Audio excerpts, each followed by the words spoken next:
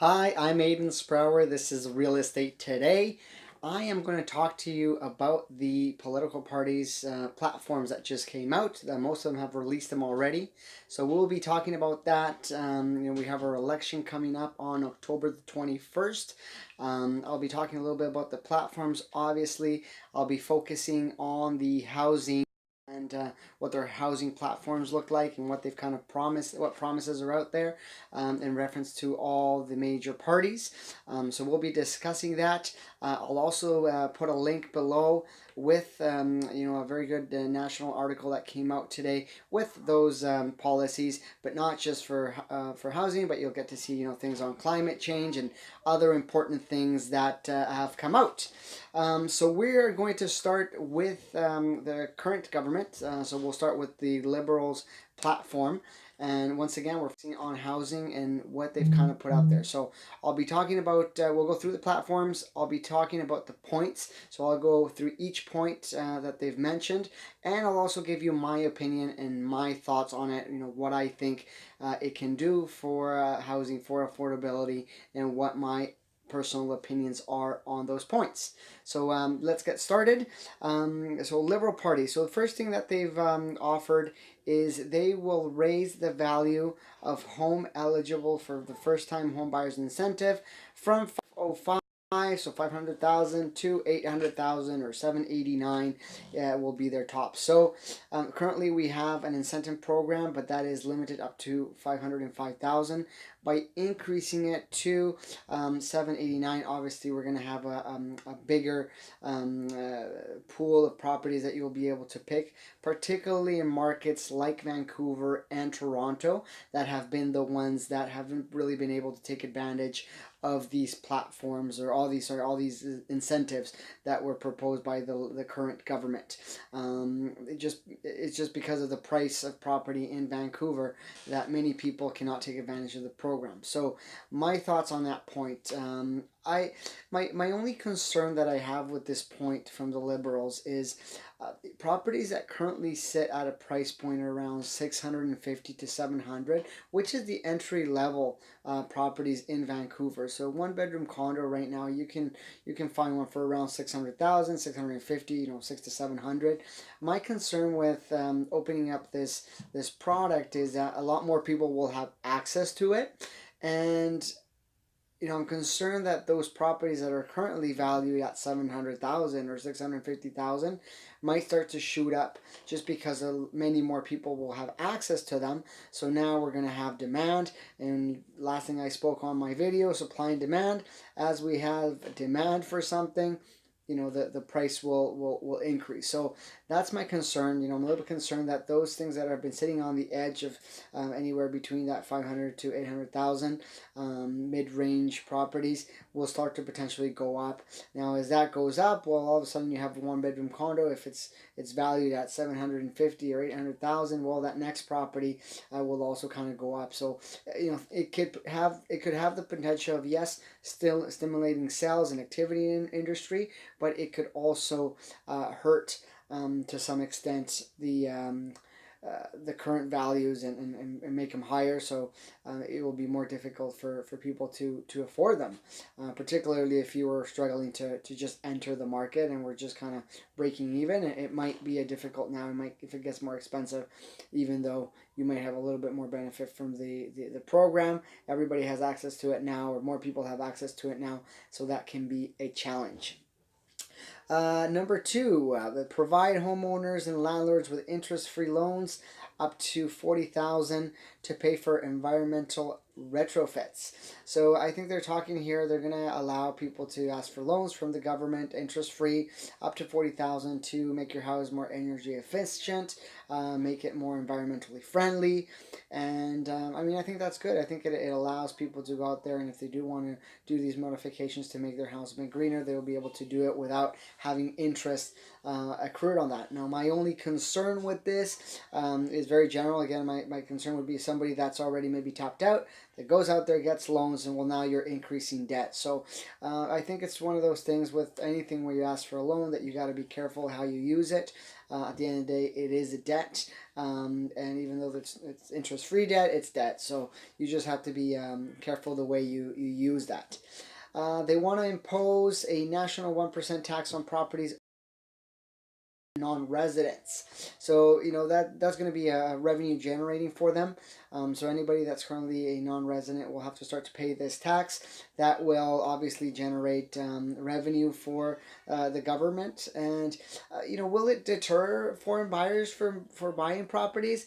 I don't think so. I think 1%. They still might buy properties. It's not the huge tax. I think where it starts to become a problem are properties that are very expensive, and that 1% starts to become a very big amount. But we'll have to see what they propose on top of the other taxes that are currently implemented. Create a net zero home grants up to $5,000 for people who buy newly built homes certified as zero emissions. There's not many homes out there zero emissions, so I don't think that a lot of people will take advantage of this particular program. But we'll have to see. We'll have to see how it comes. Now, for people that are building these homes, I also think that the $5,000 incentive is not really going to change their mind to build or not build. Or if you were already going to buy one, it won't really change that much. So, it's nice to have. It's a goodie. But again, I don't think it's going to do much in reference to that. They're also going to be working a lot with, looking into flood mapping and flood insurance. So they want to create a low-cost national flood insurance program, a national plan to help relocate homeowners in high-risk flood zones. They want to spend $150 million to complete flood mapping in every province and territory, and design a disaster assistance benefit through empowering the insurance system. So, obviously there's a lot of communities that are situated in these flood zones. So, they're going to be working with them to create plans and strategies of working with those areas when things like this happen. And it's always good to be prepared. So I think it's good that, I think the flooding will continue to occur. So it is important to be prepared and be ready whenever you need to address a flooding situation. So that's the Liberal platform in reference to housing. It's a very, out of all the three parties, it's a very robust one. There's lots of points to look at. Obviously, the big ones is going to be the interest-free loans up to $40,000 for environmental retrofits. And the first one, which is increasing the first-time home buyer incentive from $500,000 to $800,000. That is going to be a major one. Again, my only concern is that those properties that are currently priced at that 600, 700, if they start to be more demand, prices will start to shoot up. So again, we come down to demand and supply. If there's demand for that, using that incentive and that price point of property, well, prices are going to start to come up. So again, supply and demand, guys, it's really the key here. So this doesn't address supply in any way. So that's a bit of my concern, that there's not a lot of new building or things like that to generate supply. But anyway, that's kind of where we're at with the Liberal ones. So let's check out the Conservative Party platform. All right, so the Conservative platform has a couple less points than the Liberal platform did. They're going to provide eligible households a 20% refundable tax credit for green improvements to their homes of $1,000 and $20,000 as part of a 2-year program. So they'll be doing tax credits for those green renovations, not interest-free loans, just tax credits. So I think it's, it works in advantage. You go out there, you spend, you do the renovation or whatever you're going to be doing, and then we'll give you tax credits. So, it's an interesting point. I think that I think that if you were going to do renovations to improve your house, you're going to do them anyway. So any type of advantage they can give you or benefit they can give you for doing that and becoming a more energy efficient home, I think is always good to do. I remember a couple of years back we have that energy efficient program incentives that the current government was involved in. That was a big success. You can increase change your furnace for more efficient one, hot water tanks, windows, insulation, improving drafting your house, and that was a positive program. So I'm all for that type of programs, and I think it will benefit overall. Their biggest one that they have in reference to their housing platforms, they want to ease the mortgage stress test for first-time home buyers and remove the stress test for mortgage renewals. So let's talk about that part. So currently, right now, the mortgage stress test, for those of you that don't know, they have added 2 points or 2% to whatever is the rate, the posted rate at the bank. So if right now you have an interest rate at 4%. You're getting a 4% payment, so that's it'll qualify you at you'll be your payment would be based on that interest rate, or that 2.99 or 2.97 or 4%, whatever the interest rate is. But in reference to qualification for the mortgage, they were adding an extra 2 points to that. So that extra 2 points was creating difficulty for a lot of people to jump into the market for the qualification. So on the first time buyer thing, it's people are already particularly in expensive markets like Vancouver and Toronto, they're already purchasing at their max. So adding that, so let's say you can afford up to 500,000. When you add those extra 2 points, now it decreases your buying power, and you're not able to enter the market. So that is a big concern. Because a lot of people are not, they can't move. The other big one was the stress test on renewal. So imagine, you went through the first hurdle, you got your mortgage, you finally bought in, you signed your mortgage, you have a 5-year term, your term is about to end, and you see that there's a lot of other interest rates out there. So you see that maybe right now, as an example, you're getting 4%, but you see that there's a 3%, there's a 3.5, there's a 2.79, and you would like to explore those options.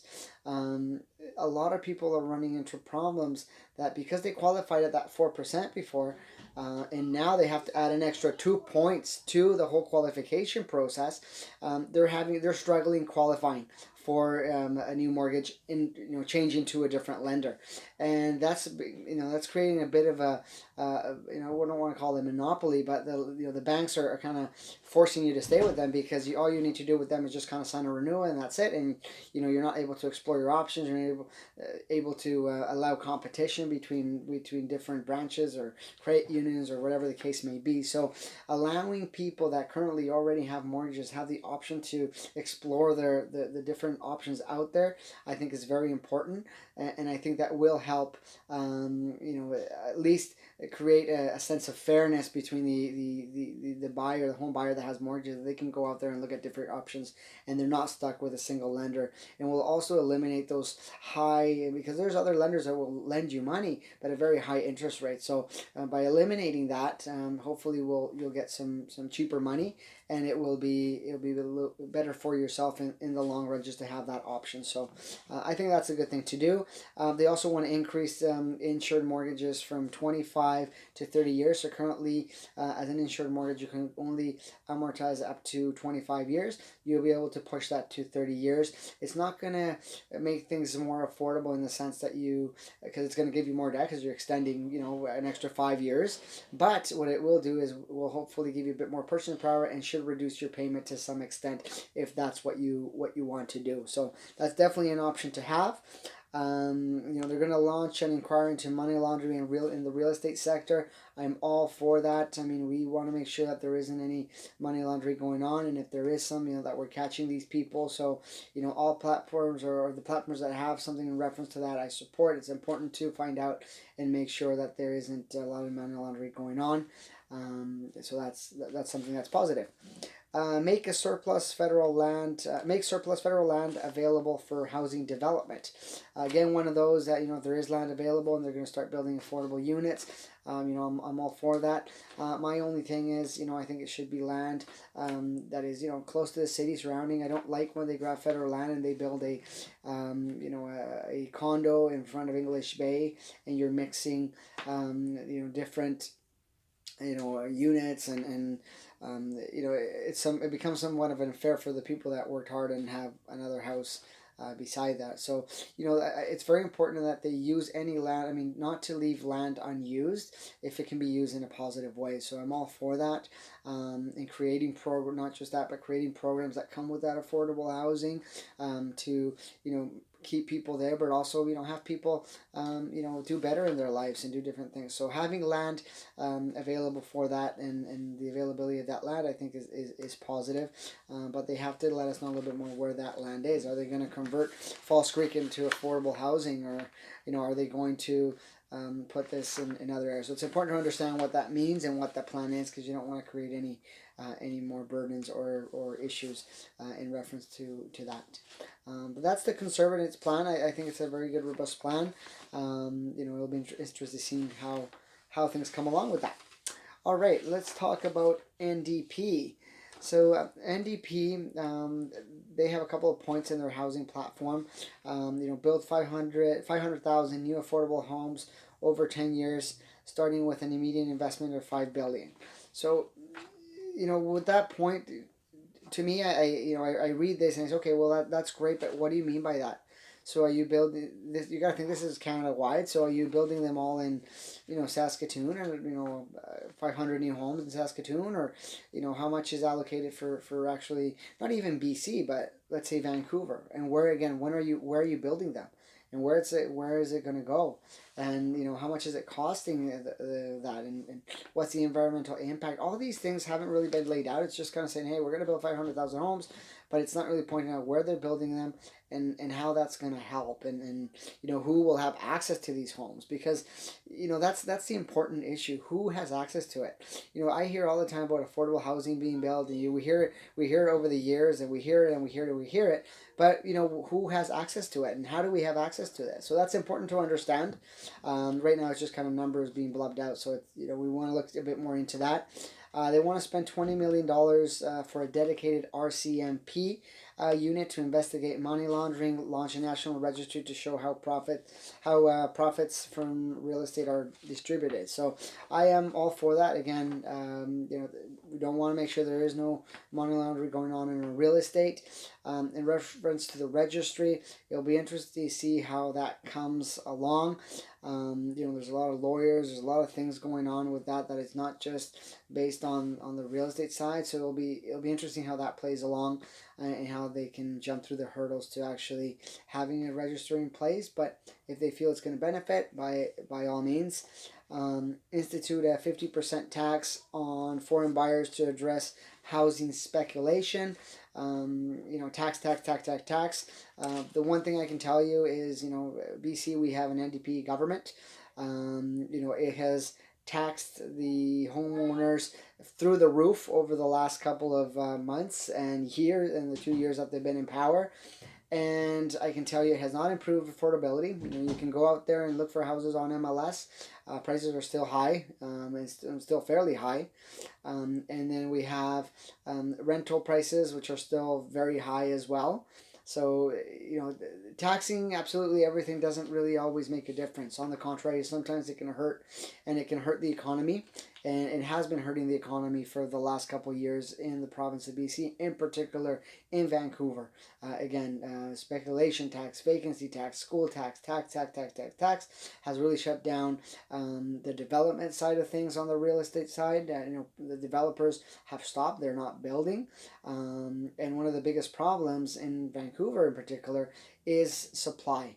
And if builders are not building supply, then demand is just increasing for the little stock that we have, and that is a big problem. And I truly believe that supply is the problem, and it has to be addressed. So again, taxing I don't think is necessarily a solution. Do I agree with this particular tax? Yes, I do, but we have to mellow down on the taxes. NDP, and so far they've only shown us that they like to tax absolutely everything. So that is my only concern with this particular platform. But hopefully it does help, and I'm all for the registry and the money laundering, stopping all that. And I think the other parties are also wanting to take a look into that as well. Let's focus on the Greens. Now, really odd, the Greens, they really haven't said much in reference to their housing platform. The one thing that they mentioned was eliminate the first-time home buyers grant. So that's what they kind of wrote as their platform on the housing section. What they mean by that, I mean, they may, if they're going to use the funds to do something better, great, but it would be nice if they would tell us what they want, why they want to eliminate it, and what they want to do for that. You got to remember the first time home buyer grant. Is meant to help people that first time. It's nice to get assistance that first time to get into the housing market. So it's we'll have to understand what they mean by that, and hopefully they can give us a bit more explanation, and we can get a better sense of what that actually means.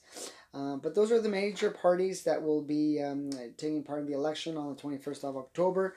Again, I've only gone from their platforms that they put up. I've only kind of concentrated on the housing points. I will put a link below that you can check all the other things that they're talking about on their platforms. Climate change, economy, and a bunch of different things that they're also discussing as well. But that's kind of what it is. Most important thing, guys, is hopefully you guys can go out there and vote. Let me know what your thoughts are on the points that you heard. What do you think these points can do? Which one do you like? Which one do you dislike? Do you think that any of these points will help affordability, or do you think it's going to make things more expensive? But it's very interesting to see what they've kind of put out there. And go out there and vote October 21st. I always tell people, they ask me, how should I vote, or if I'm having this conversation. My opinion, you should vote, based on your situation, based on your family, based on what you think is going to be good for you. So read those platforms, and then just go and choose the one that you think will benefit your family the most. And hopefully these are all promises, but whatever they're promising, they will actually deliver on. That's what they need to do more than anything else. So it doesn't matter what we're talking about, and even if they're mentioning their platform, you got to remember, you don't know if they're actually going to deliver on that. So keep that in mind. I'm Adan Sprauer. This is Real Estate Today, and please comment below. We'll be talking soon. Bye-bye.